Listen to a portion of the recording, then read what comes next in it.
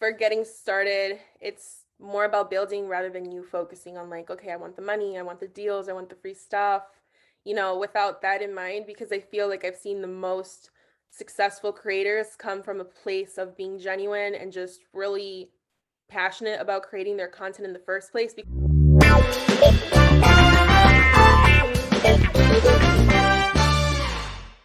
Welcome to the new episode of The Influence Factor by the Influencer Marketing Factory. Today, I am here with Yasmine and Marcella. Welcome. Hi, everyone. Hello. Hi. Marcella is now a resident of the podcast, co-hosting these, so you already know her.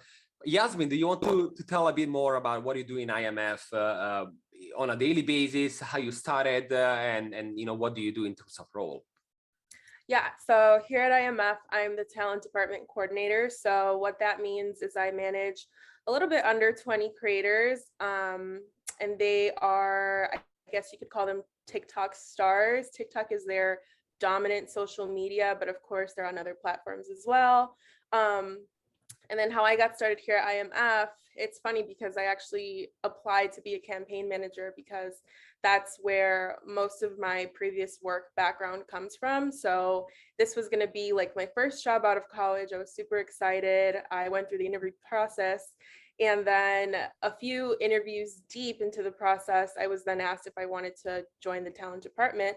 At the time, I didn't really know what that meant. I was just really excited to get a full-time job. But here I am a year later, learning the ropes, and it's been a fun journey.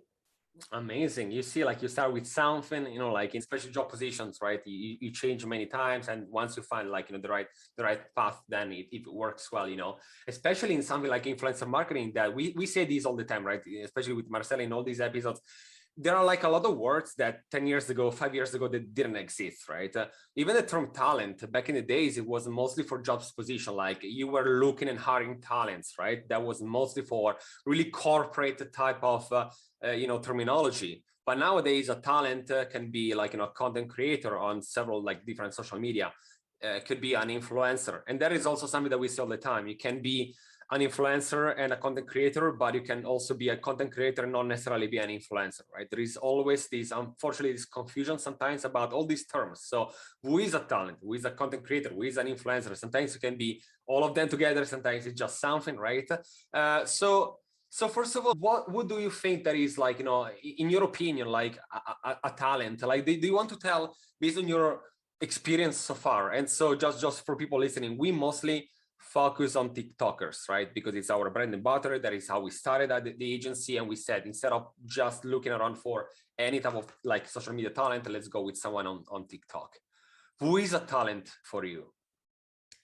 To me, I think that, it's such a saturated world now. I feel like especially being a content creator is such a buzzword online. And then there's like the micro influencers. So for me, someone that I can consider a talent and I'm like, okay, this is someone that I want to bring onto my team, onto my roster. It's someone that already has a community, and you can see that through the type of content that they produce. Like, it's not like, someone singing into the camera, someone dancing. It's like they're creating specific content that they know that the people that already watch them and that have been with them in the beginning, they like it, they resonate with it. It's almost like a story in a way, but tailored to their specific niche. It's not just generic filler content. So if I'm able to see that they have a community, they have like that consistent engagement, and it's not someone that just went viral overnight, then that's someone that I'm looking into. 100%. So for everyone, because like, all the time we say that like, we know these industries. So for us, maybe it's common sense, but vanity metrics nowadays are not important anymore. Just because you have 5 million followers, it doesn't mean that you are an influencer, right?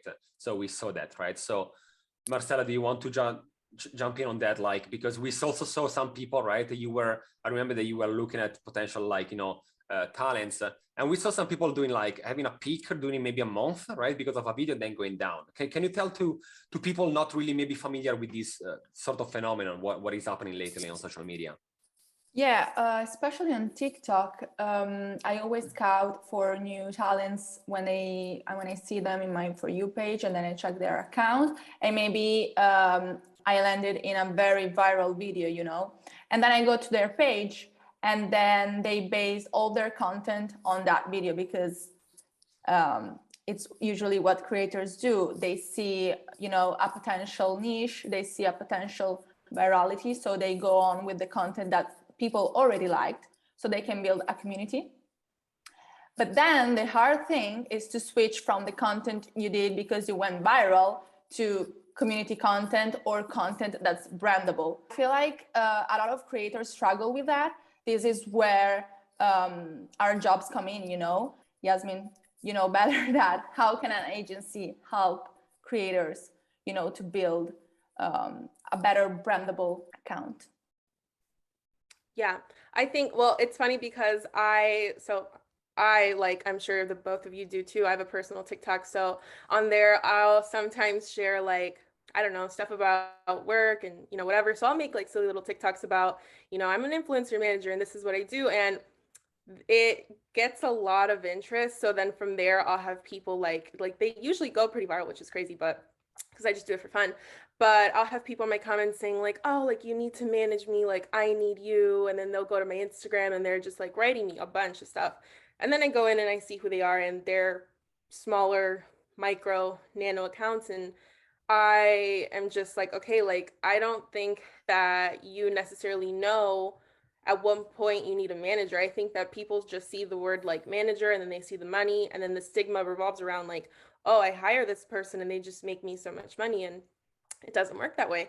So I think that to your question, an influencer manager steps in for a creator once they know that they've already established like that platform for themselves, and it's now like work that they can't necessarily take on to the point that it distracts them from creating the content to continue building that community. So like for instance, you could be a creator in your 300, 200, early 100 journey, 100,000s, I mean, and just because you're like in your peak of virality, I guess you can call it, that's when you can start to notice like, okay, like, you know, I have all these emails coming in, I have all this admin work I need assistance with, I don't really know how to price myself, I don't know how to, you know, get the attention of certain brands that I really want to work with, that I feel connect well to my audience. So at that point, that's where I think, you know, I would kind of come in, and that's where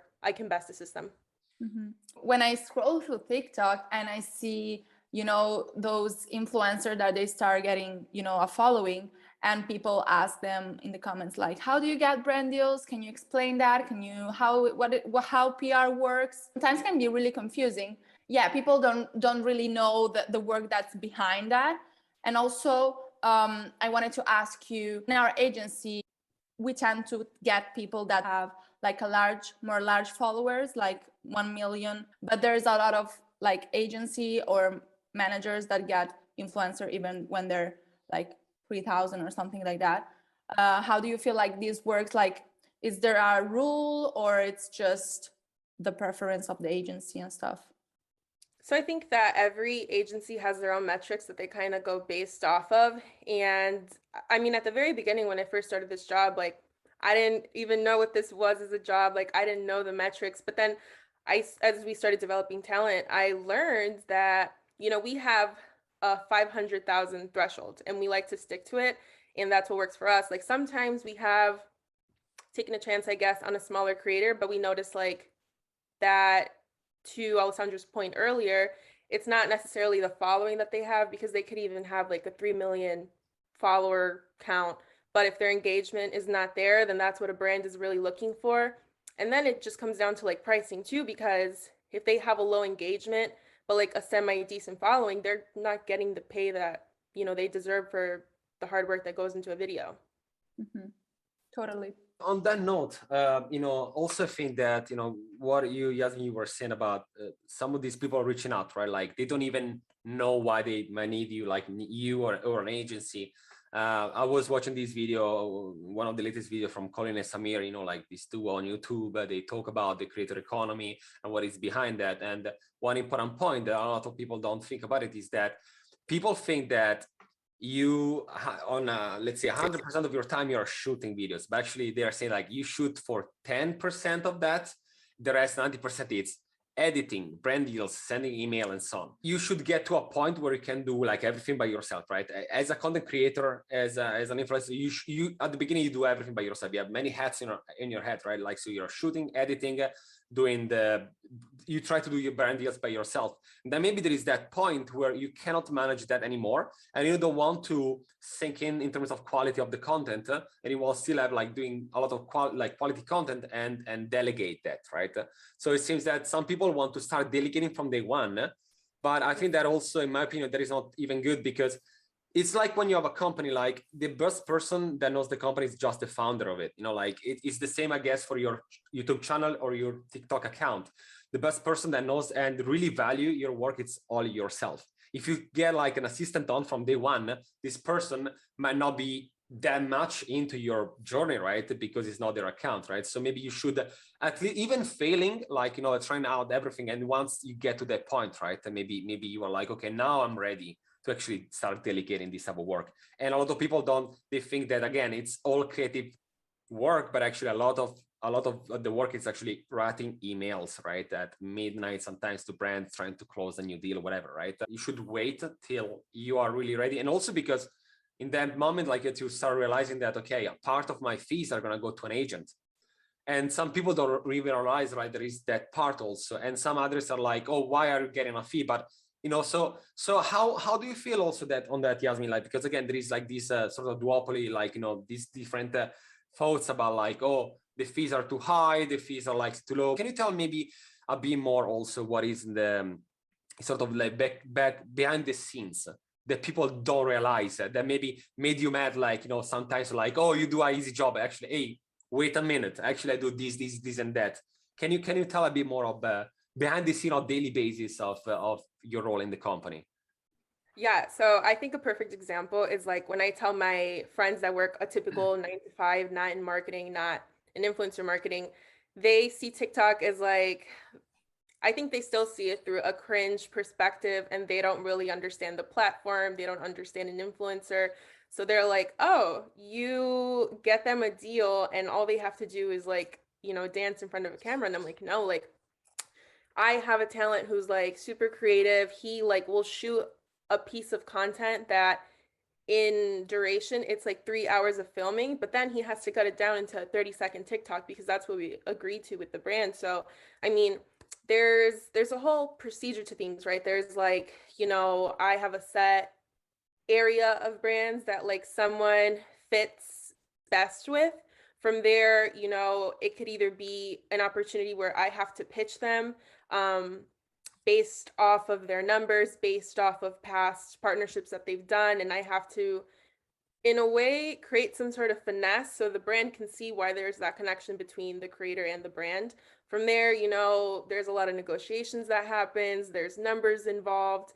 Then we move into the actual content creation piece where, I either advise or I just provide a brief to the creator, then they go ahead and they do their thing, and then I kind of step back a little bit until they provide me a draft. I have to then watch the draft and make sure that, it aligns with what we agreed with before we, for whatever reason, disappoint or upset a client. That's not something we want to do. So once I see that it kind of meets, those requirements, I then send it to the brand. We go through an approval process, and then I have to watch it go live. So it really is just going through a mini campaign from beginning to end.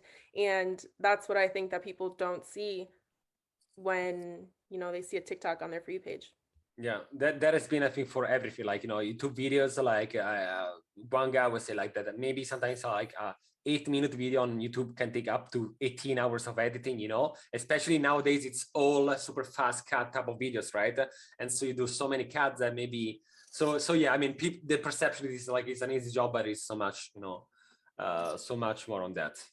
Also, to add on that, I feel like the relationship you have with the influencers, you develop kind of a relationship with them because you're their manager, because you manage all their work. But how's the communication going? You message through WhatsApp or I don't know, iMessage or something. you became friends with influencers and stuff, or can you tell us more about that?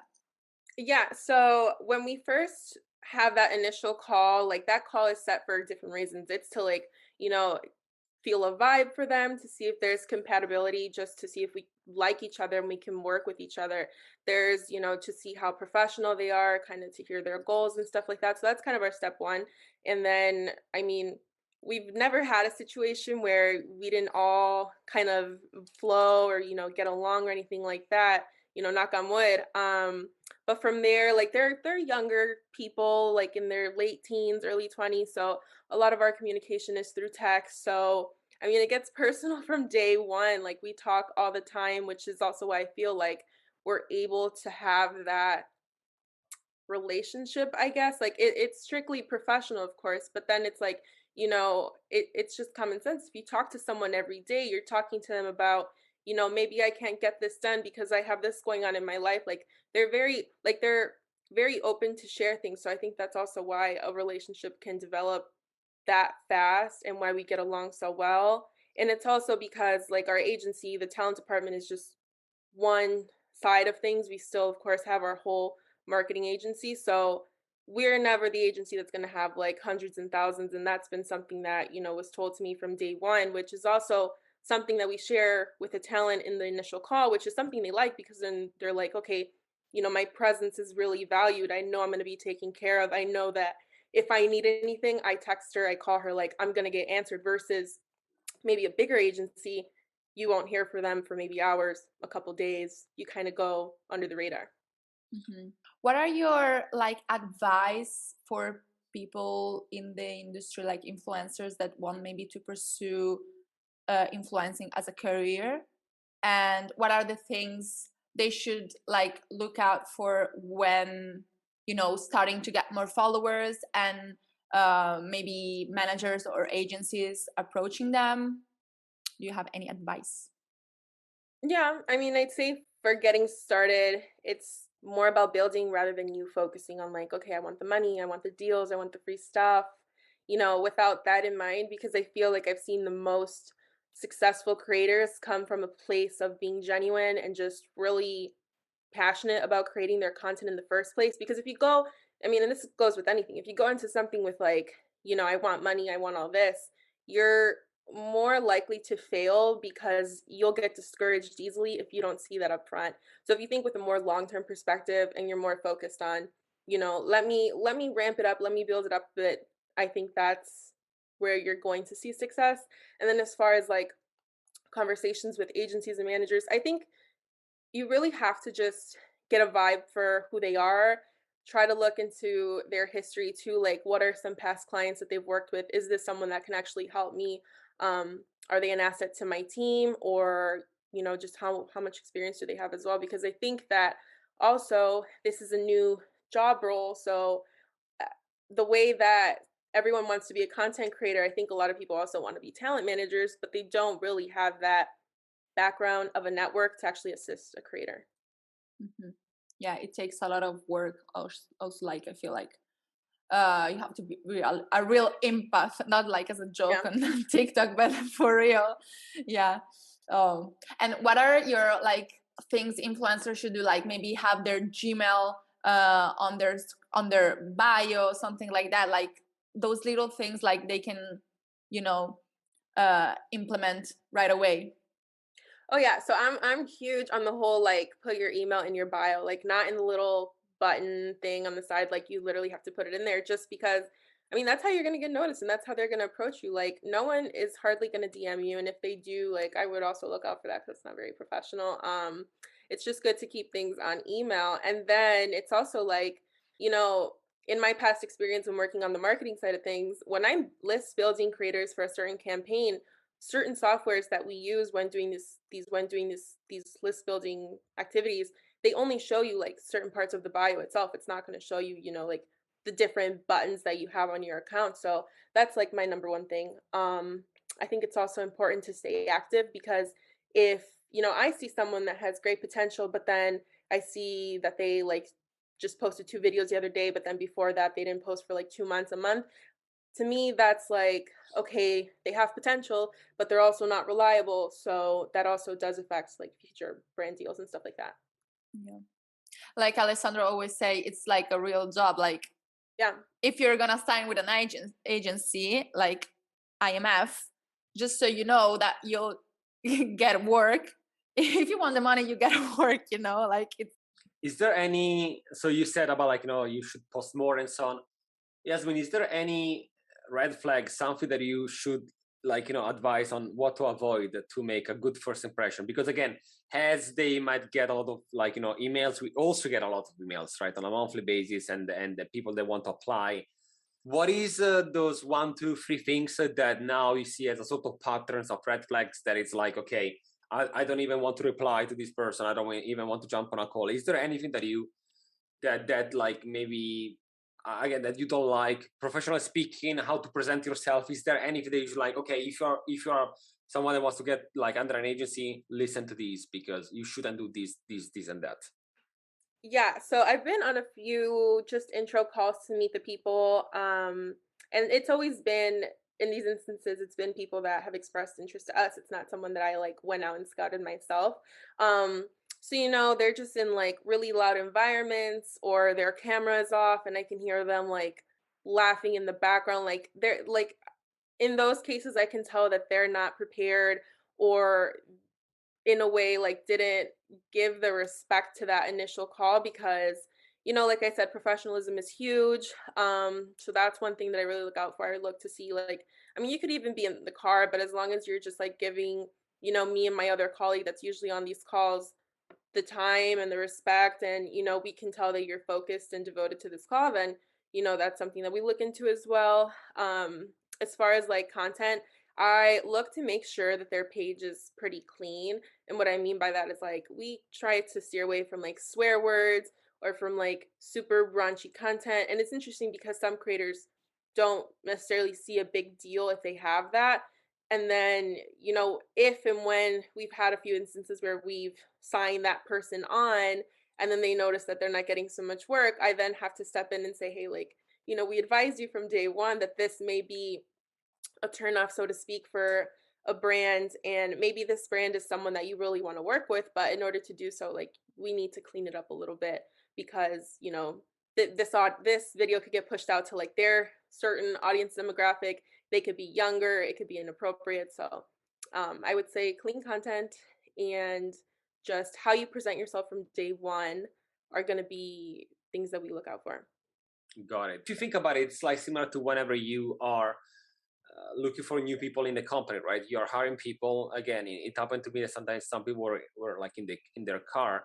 It's, again, it's not the first good impression, right? Because it's like this person didn't even like took like 10 minutes of their time. And I know that sometimes it's like you are around places, but again, I it's the same concept, I guess. Like you should apply to like an agency like you would do for a normal job. And again, that is the big difference. Like I think there is still this connection between it's a hobby that I can have as a side hustle, and then it's actually a job. Like I'm gonna go there, and it's different than a normal job because it's not 9 to 5. You don't really have a fixed salary or things like that, but you're still gonna have deadlines, you're gonna have responsibilities, you're gonna sign agreements, right, and so on. So that is why I think that again, I do agree on that, like the first impression. So like just dedicate the right time and show from day one that you are serious in that, right? Because if not, why should we put, because what Yasmin does, it is that it's not just doing the brand deals, it is educating, right? Also the influencer on how to get more professional. It is educating them on how to present to the client. It is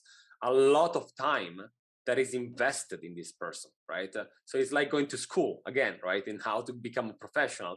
That is all time that we put in someone, and we then we potentially we get back the money thanks to our fee, but it's an investment for us, right? It's really risky.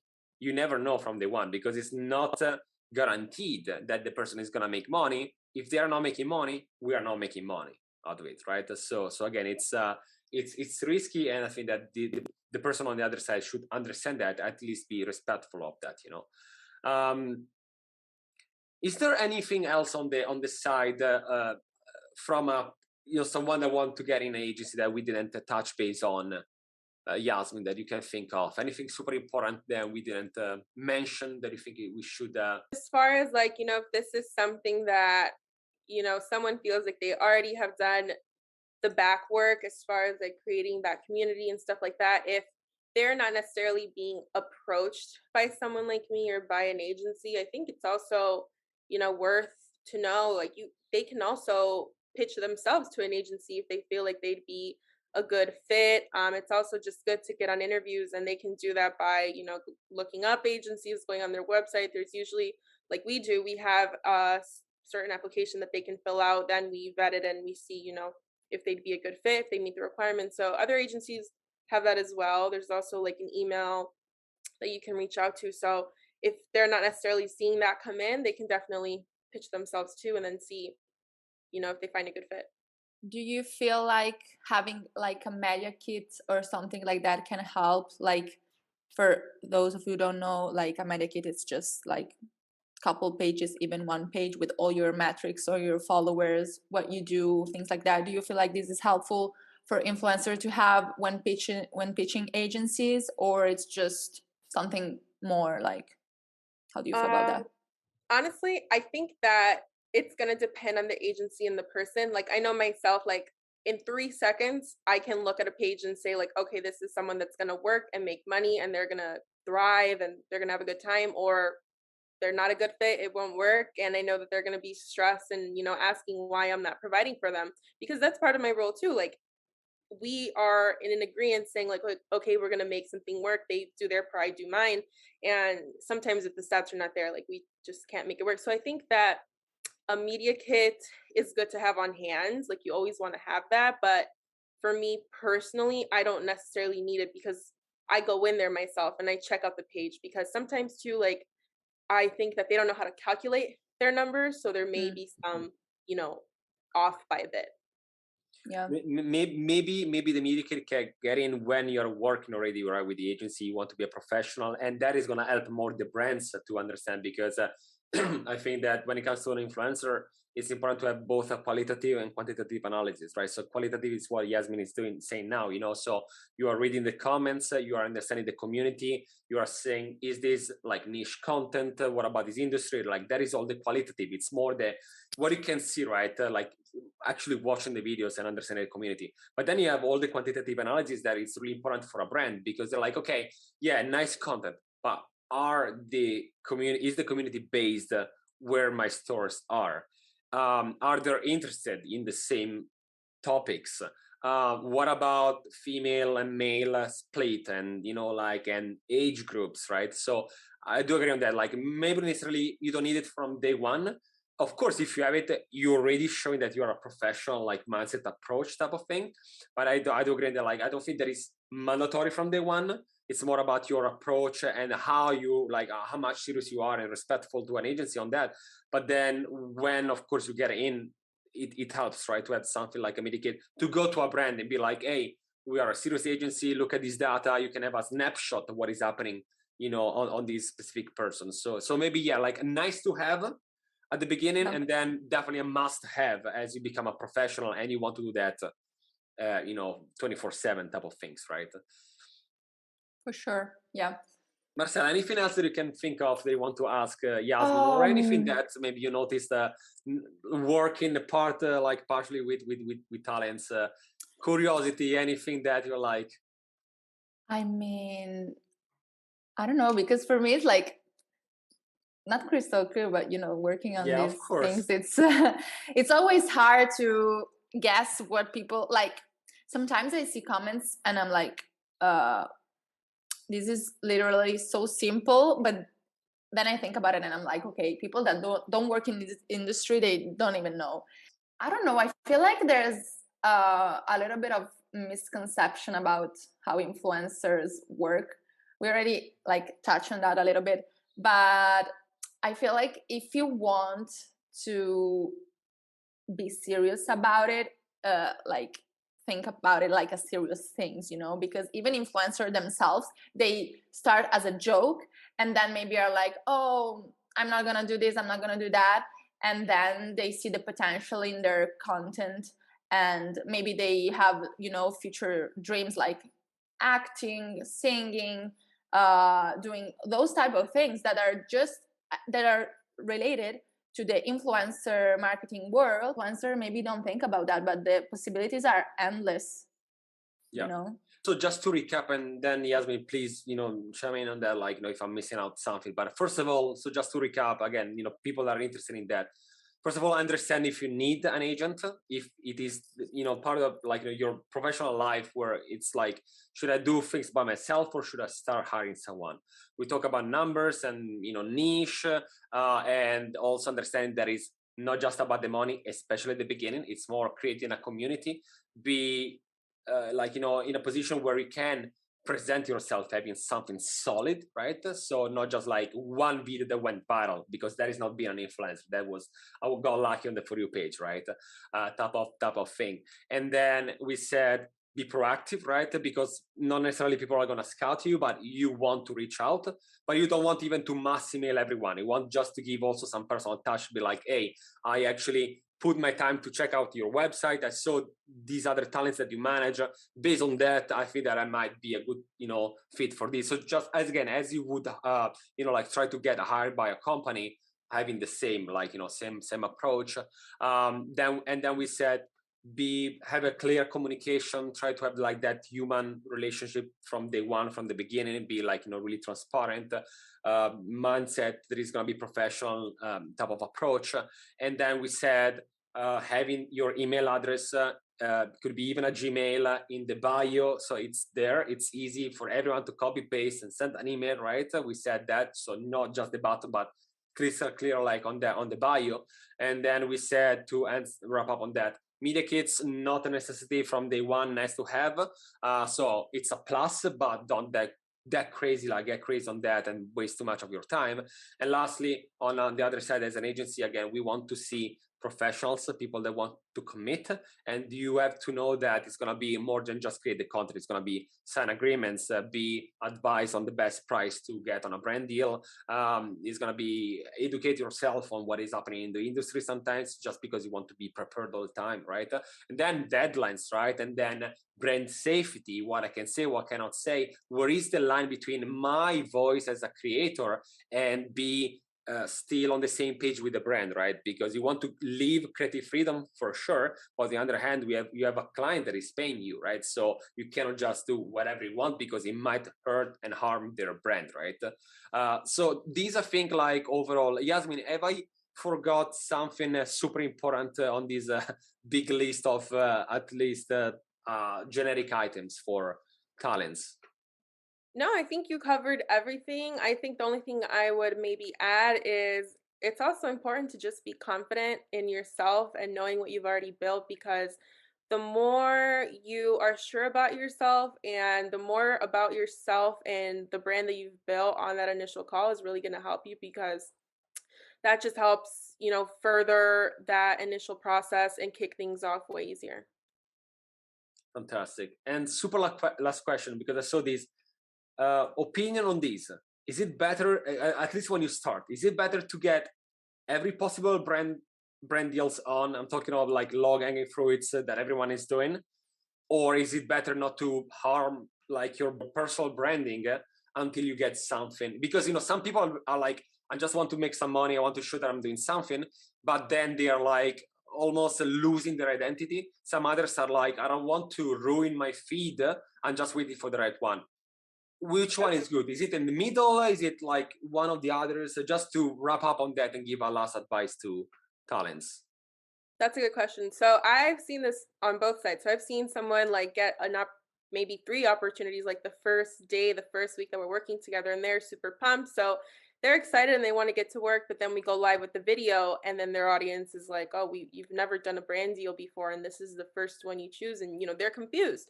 It doesn't really align. But then I've also seen people wait and then get their dream collaboration, and those perform the best, even as good as like an organic video. So I think I'm more weight. It's more about quality than quantity. But then you have those people that are eager to just get some work, which I also understand. Okay, got it. So it's like long term and short term type of things, like depending on the longevity you want, right? It's easy to say it's easy money, but then how long is gonna last, right? My identity, right, online. So maybe finding a good balance, right, all the time as in everything, right? Makes sense.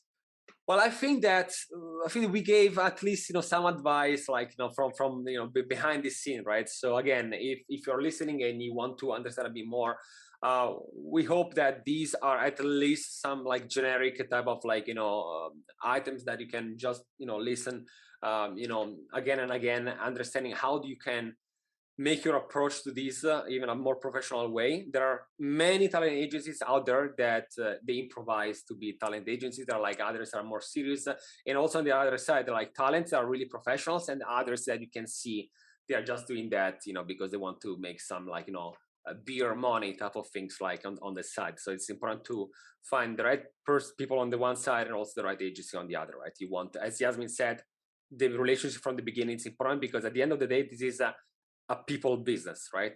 You have an influencer talking with a talent manager that is going to talk with a brand manager. It's only people. There is no technology. Yeah, social media is the medium, right? But at the end of the day, it's people. So it's important from the one to understand each other's on that.